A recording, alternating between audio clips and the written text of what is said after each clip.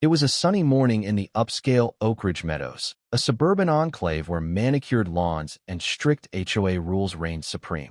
I'm Jack Thompson, a retired sheriff with 25 years under my belt, and I'd chosen this pristine neighborhood for my 2-acre ranch, a slice of the Wild West amid cookie-cutter homes. Why?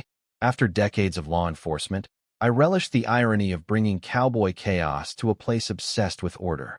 But nothing could have prepared me for the day Margaret Reynolds, the HOA president, declared war on my family reunion and lost everything.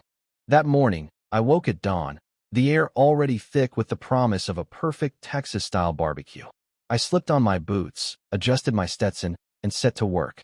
My 5 horses grazed lazily, my chickens scratched the dirt, and I fired up my massive smoker. By 8 a.m., a banner hung proudly. Thompson Family Reunion. Serving since '76. Hay bales formed a rustic circle, country music was cued, and the scent of slow-roasting beef wafted through the air. My neighbor, Mrs. Clara Evans, an 80-year-old Spitfire, peeked over the fence. "Jack, this smells like heaven, but Margaret's gonna have a fit," she warned with a grin. I chuckled. "Let her come, Clara. My chickens are ready." By 9 a.m., the first police cruiser rolled in. My old academy buddy, Sheriff Mike Larson, arrived with his family, his bear hug nearly knocking my hat off. "We smelled this from the freeway," he boomed. Soon, more cars arrived: LAPD, San Diego PD, Highway Patrol, even a few FBI unmarked vehicles. This wasn't just a family reunion. It was a gathering of every cop I'd worked with over my career. 50 badges from 3 states filled my yard, setting up tables and laughing like old times. Then Margaret woke up. I didn't see it, but I can picture her peering out her window, her perfectly coiffed hair trembling as she spotted the sea of police vehicles. Dressed in a crisp white suit, clutching her infamous yellow legal pad, she stormed through my gate, heels sinking into fresh chicken droppings. "Jack Thompson," she shrieked, waving her pad like a sword. "Shut this down. You're violating 38 HOA rules." I turned from the grill with a grin. "Morning, Margaret. Want some ribs?" Her face reddened. "This isn't a farm. This is Oak Ridge Meadows. We have standards." Mike stepped forward, still in his sheriff's uniform. "Problem, ma'am?" he asked, barely hiding a smirk. Margaret's eyes widened as she realized this wasn't a small cookout. Police cars lined the street, officers mingled, and a highway patrol motorcycle roared up. "Sorry I'm late, Chief," the rider called. Margaret spun, nearly dropping her pad. "Chief, you're all in this together," she hissed, pulling out her phone. "I'm going live." Her live stream exploded to 200 viewers in seconds, mostly HOA board members and nosy neighbors.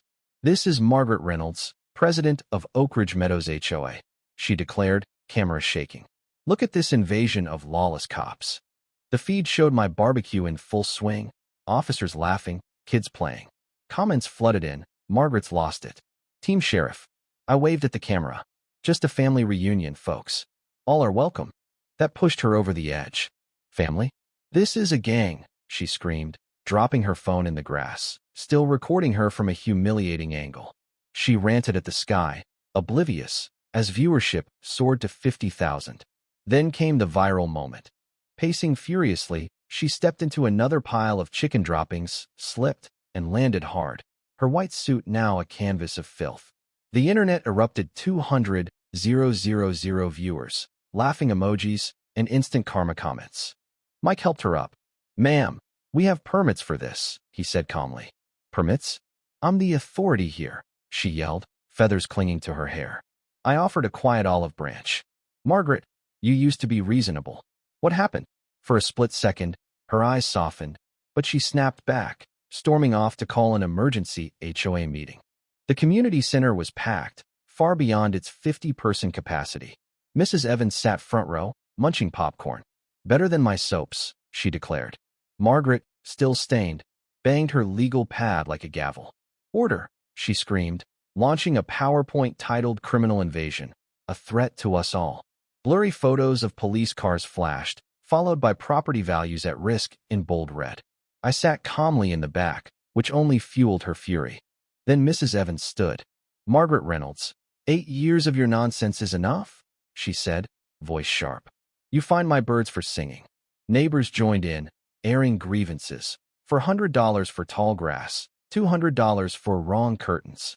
The meeting turned into a revolt. Then James Carter, the HOA vice president, stood, looking uneasy. "I have data to share," he said, connecting his phone to the projector. Gasps filled the room. Financial records showed $200,000 missing from HOA funds over 2 years. "Where's the money, Margaret?" James asked. Her face paled. "Investments," she stammered. James swiped to security footage of Margaret at Vegas casinos during HOA conferences. The crowd roared, demanding answers. I stood, boots echoing. "This isn't about my barbecue, Margaret.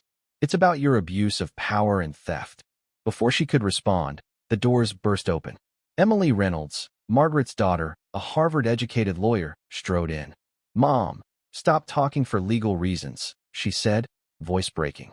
Margaret's scream was raw. "You're against your own mother?" Emily's tears fell. "I'm here to represent the neighbors, Mom. And because I can't watch you destroy yourself." James cleared his throat, pulling out a badge. "FBI. Special Agent James Carter. Margaret Reynolds, you're under investigation for 14 months. The room exploded. Margaret grabbed the mic. "If I go down, you all do," she screamed, bolting for her bedazzled golf cart. She sped toward my ranch, crashing into my salsa table, sending guacamole flying. Neighbors filmed as she charged my grill, burning her hand and shrieking. My chickens, led by a rooster named General Lee, swarmed her in a feathered frenzy. She ran, citing HOA Code 17.5, until her heel caught in a gopher hole, sending her sprawling. Desperate, she tried to mount my horse, Dusty, but slid off into the mud. Real police SUVs arrived, not my reunion guests. Federal agents stepped out. "Margaret Reynolds, you're under arrest for embezzlement," the lead agent said. Margaret, covered in mud and feathers, wailed. "I'm the president. I have immunity." James shook his head. "We've tracked every Vegas trip, every stolen dollar. It's over." As she was cuffed, Emily revealed, "I've been dating Jack's son, Ethan, for 2 years." Margaret staggered, the betrayal cutting deep. "I didn't want to be alone," she whispered, voice breaking. "After my husband left, the HOA was all I had." Mike spoke gently. "Addiction is a disease, ma'am. You can get help." Margaret raised her hands in surrender. "I'm tired," she said. "I'm done fighting." Emily grabbed a phone showing Margaret's live stream at 5 million views. "You're trending as America's villain," she said. "But you can rebuild."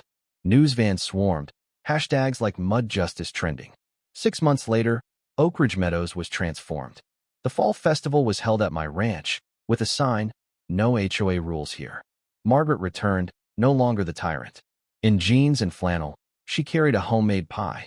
"Humble pie," she joked, placing it on the table. She'd been in rehab for 4 months, sober for 5, teaching financial literacy. Her social media, Margaret's Redemption, had 2 million followers. Her video How to Not Be a Margaret went viral, urging people to ditch control for compassion. James, now HOA president, had scrapped every petty rule. Property values soared 40%. Emily and Ethan were engaged, and Margaret was helping plan the wedding, not controlling it. At the festival, Margaret spoke. "I tried to control you because I couldn't control myself," she said. "I was wrong. Thank you for giving me a chance to be right." The applause was warm, though not universal. She'd repaid the $400,000, taught anger management, and started a support group. As the sun set, she flipped burgers beside me. "This life's better," she said. "Less stressful than being a dictator." Mrs. Evans handed her lemonade. "My grass is 2 inches tall." "What now?" Margaret laughed. "Let it grow, Clara. Butterflies love it." The crowd cheered as Emily announced her pregnancy. Margaret, now a grandmother-to-be, promised to be the fun kind.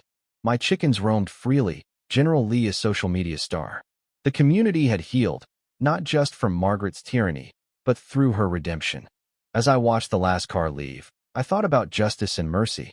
Sometimes, rock bottom is where redemption begins. Margaret learned that, and so did we. Her new motto: control yourself, not others. And trust chickens 3 better therapists than you'd think. What do you think about Margaret's fall and rise? Should power-hungry leaders face public humiliation or quiet accountability? And what about the role of compassion and justice? Share your thoughts below. Let's debate how we handle tyranny and redemption in our communities.